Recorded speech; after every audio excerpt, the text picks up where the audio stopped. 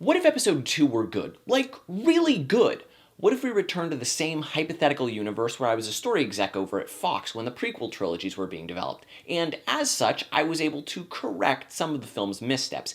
And what if the changes that I made in episode 1 now rippled into episodes 2 and 3? Well, allow me to cast one more stone into that prequel pond real fast. Everybody, take out your scripts, cross out Naboo, and relabel it Alderaan. Now, the reason for this is simple. If you're going to be blowing up a planet in the later films, we should be seeing it a couple of times so we actually care about it. And now that that little bit of housekeeping's out of the way, let's look at the structure of our actual house. Guys, in case you didn't know, episode 2's a bit of a mess. Looks like I can't just make a few minor changes. With episode 2, things have to be a bit more drastic. With all that in mind, let's dive into this what if. Now, just like episode 1, episode 2 suffers from focus being in the wrong place. For some reason, the film spends almost half its time on this weird forbidden love when the real relationship being focused on should be that of Anakin and Obi-Wan. If you don't show them being friends, then it doesn't really matter when they become enemies. Like in George's version, we literally get one scene of them in the elevator where they're like, we're friends! And then moments later, Anakin's on, and then they like branch off and do their own separate thing for like the entire movie and then are rejoined and are snarky to one another in the Coliseum, and that's the film. It's not enough to simply tell us that they're friends. We should be seeing it in their actions. And friends stick together. But yes, the plot. Let's get into that. Now, for the most part, the crawl of Attack of the Clones is pretty good. Unrest in the Senate, there are separatists, the Republic needs an army. So let's address that needs an army thing first. We don't need any of these weird backdoor dealings to get us to the clone troopers. Like, it's impressive that Palpatine and Dooku set up this incredibly elaborate game of mousetrap to get us to those clones, but why not just start with Palpatine talking to the Jedi Council? And remember, Palpatine in my version is now in charge of defense, so Palpatine's telling the Jedi, hey, you're outnumbered, so the Senate's commissioned that a clone army be formed. Naturally, the Jedi are opposed to this, but Palpatine's like, guys, I totally get where you're coming from, but everyone's really freaked out right now by these separatists, and you guys are kind of outnumbered, so we need this army to show that the Republic's still strong. However, at this point, we have the ideological counter to Palpatine in the form of Yoda. Yoda remarks that meeting might with might doesn't necessarily show strength. However, Palpatine's like, yeah, hey, that's super cool and everything, but the Senate's already passed it, so there's like definitely an army. Have fun with that. But even with this clone army, the Jedi aren't to be bested yet. Yoda makes mention that the House of Alderaan has reached out to both senators and separatists in hopes of tabling this in a diplomatic manner. And from there, we transition to a hangar where we join up with Obi-Wan, Anakin, and several other Jedi escorting senators to their ship. Anakin's expressing concern that he might not be ready for such an important mission.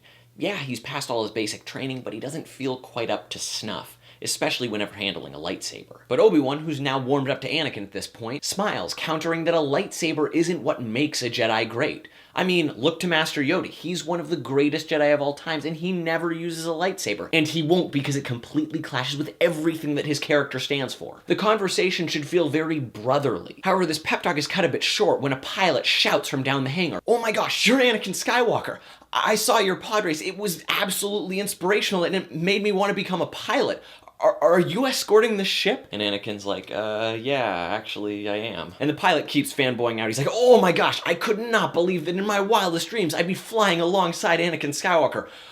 The name's Owen Lars. Like I said before, I'm shaking things up a bit. But you know, the term uncle doesn't need to be familial. And in Owen and Anakin becoming closer, it makes sense as to why he would be taking care of Luke. And really, when you look at George's version, Owen's exposure to Anakin is super weird. Just think about this for a second. You're hanging out on your moisture farm when suddenly some dude who you've never met shows up and says that he's the son of the slave that your father bought and married. And when he finds out that she's been kidnapped, he takes off, leaving you to engage in awkward conversation with this overly dressed woman he showed up with, while he mindlessly goes ape on a ton of sand people, then comes back with the body, grieves briefly at the funeral, then leaves, and then years later another dude who you've never met shows up with the murderer's son. Would you really take that child in? Anyway, off to Alderaan they go when ambush, enemy separatist fighters. So here we are with our first real dogfight, and this allows for a number of things to happen. Thing one, we get to see that Anakin's a very good pilot, like Obi-Wan told Luke, and thing two, we get to see that they're very close friends who have one another's backs, and there's a fun bit of cross-cutting banter, not just between Obi-Wan and Anakin, Anakin,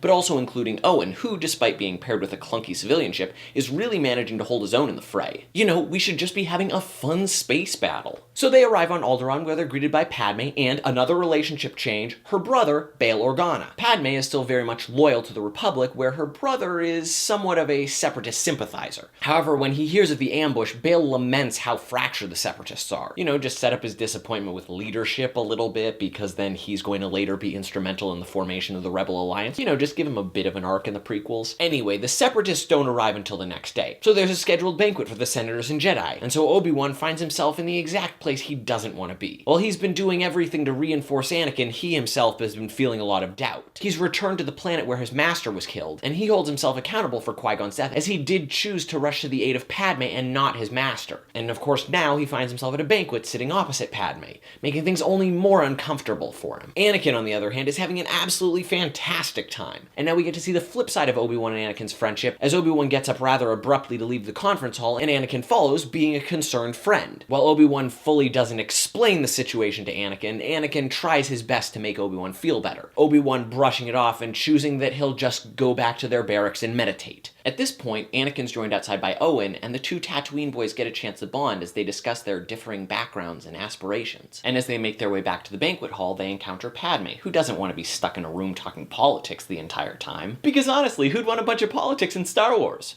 And she offers to give them a tour of the palace grounds. Meanwhile, while this fun little tour is going on, Obi-Wan is still overrun with grief. Despite his attempt to clear his mind through meditation, flashes of Qui-Gon's death and Maul's face keep appearing in his mind. And then if we want to hold on with the whole premonition thing that George introduced in 2 and 3, we can add an additional flash. The image of a face engulfed in flame, however, it's too difficult for Obi-Wan to make out who it is. He's not sure if it's friend or foe. However, we don't have much time to think on this, because rise and shine, the Separatists are here. So Jedi are positioned both inside and out of the conference hall, and proceedings are underway, but immediately get off to a bad start when Dooku asks to talk with the Jedi, not the Senators. Meanwhile, Anakin and Obi-Wan are guarding the outside perimeter, and despite every attempt that Obi-Wan is making, Anakin just can't get over how wonderful of a night he had, and unknowingly rubbing salt in the wound by talking about how amazing Padme is. Now cut to the hangar where an unidentified ship is touching down, and the folks in the control tower are like, "Alright, we don't know who you are, could you please identify yourself?"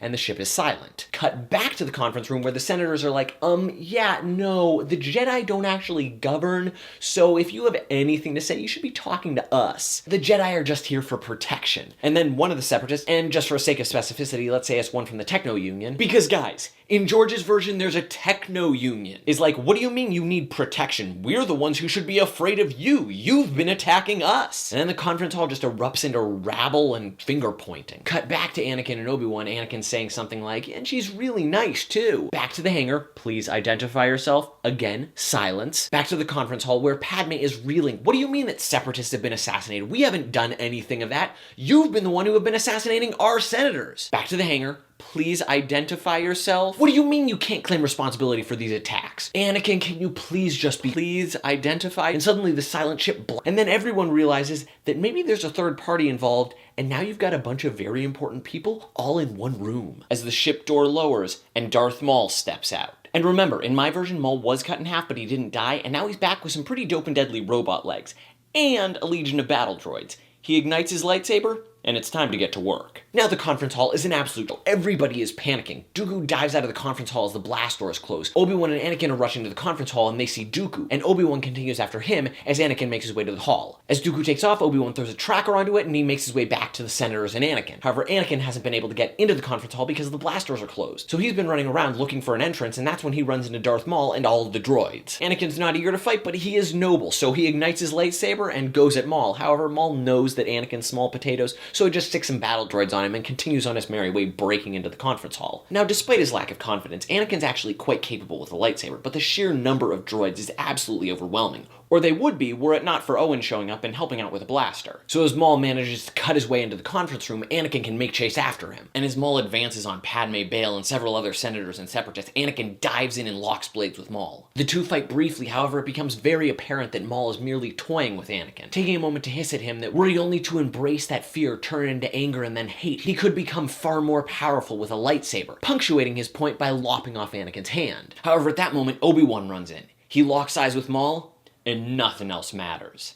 It is on. And Anakin gets to see firsthand what a rage-fueled battle looks like. And it's intense. It's epic and acrobatic, however, it's cut short by Palpatine and the clone troopers showing up. And in the crazy crossfire of droid senators, separatist clone troopers, Maul manages to escape. Palpatine now gets to gloat a little bit. Were it not for these clone troopers, this diplomacy would have been a massacre. Several of the senators suggest that there might be a third party in play, but Palpatine and his generals are like, actually, we're thinking that Dooku and Maul might be linked, as, fun fact, Dooku was a Jedi, but then deserted the council, and we didn't hear from him until he suddenly resurfaced as the voice of the separatist movement. We're thinking, especially based on his radical beliefs that drove him away from the Jedi, that he fell to the dark side and now used the separatists and this event as a platform to deliver a real blow to the Republic. It seems like we're dealing with a serious radical who's an absolute threat.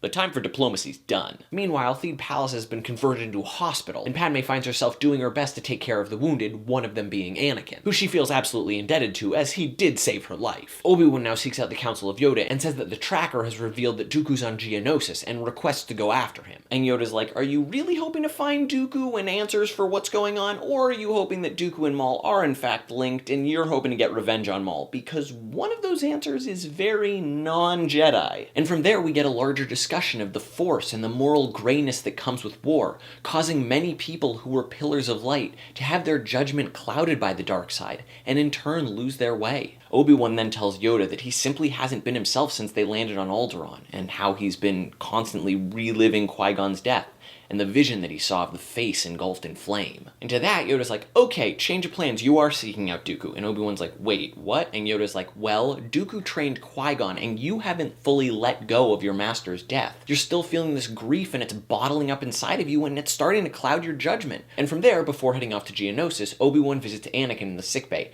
Anakin, of course, wants to join him, but Obi-Wan says that this is something that he has to do alone, and Anakin should rest up and take care of Padme. So Obi-Wan lands on Geonosis, and this allows for some fun Flash Gordon action to take place, as he might encounter some large beast guarding Dooku's fortress. And upon vanquishing the beast, Obi-Wan enters the fortress and encounters Dooku. And Dooku's like, oh hey, it's super cool that you're a friend, and yes, I did train Qui-Gon, but I've got something that I need to tell you that's going to blow your mind. So Dooku admits to Obi-Wan that he did leave the Jedi Council because he felt himself being seduced by the dark side. However, he took hermitage in the Outer Rim so he could cleanse his mind of these evil thoughts. And right about the time he started to feel like his old Jedi self, that's when Sidious came a-calling. And Sidious was like, hey guy, I'm a Sith Lord, and as a Sith, I'm kind of just amassing power and trying to get everybody on my side so I can crush the Jedi. And don't tell anyone, but I've also kind of infiltrated and am slowly gaining control in the Senate. But again, like, don't tell anyone. And this offered Dooku just the redemption that he needed, as he rejected Sidious's offer. But as a result, Sidious was like, hey, yeah, that's really cool and everything, but Maul, you better go over there and silence him. And after hearing all of this, Obi-Wan's like, holy, and Dooku's like, yeah, that's why I couldn't tell any of the senators, because we don't know how deep this thing goes. Meanwhile, Padme's Florence Nightingaling over Anakin a bit. However, any real hopes of romance are interrupted by Palpatine receiving word from a bounty hunter, and it can be this guy if you really want the fan service, that Dooku's on Geonosis, and so naturally he's going to send the clones on an all-scale assault on Dooku's fortress. Because, you know, this is the best way to showcase the might of the Republic, and not simply ignite a powder keg. Anakin then reveals to Padme that Obi-Wan's on Geonosis, and then Padme's like, well, we need to get to Geonosis before the clones do. So the clock's ticking in and Armada's moving, and Owen pilots Anakin and Padme down to Geonosis. So they find Obi-Wan and they're like,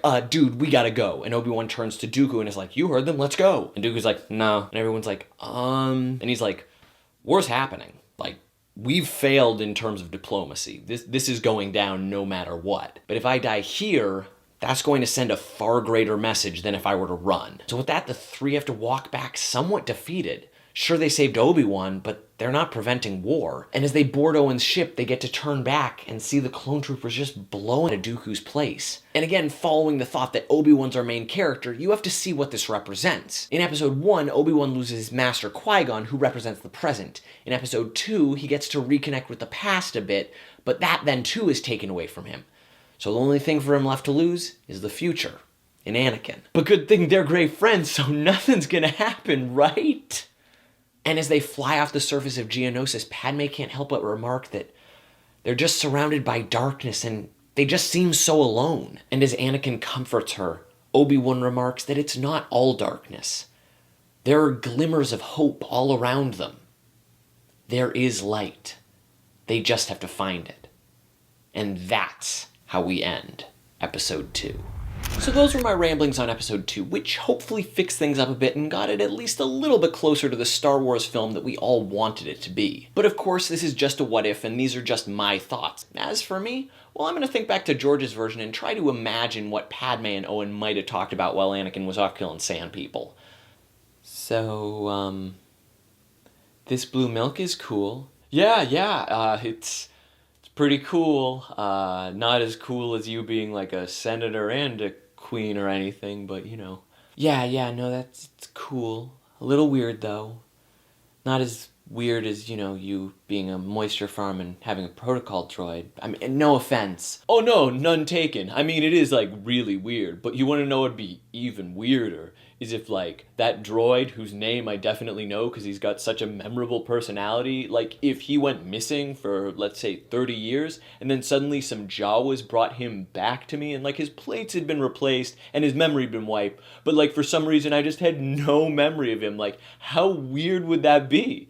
Like how could I miss that? Like how? Right?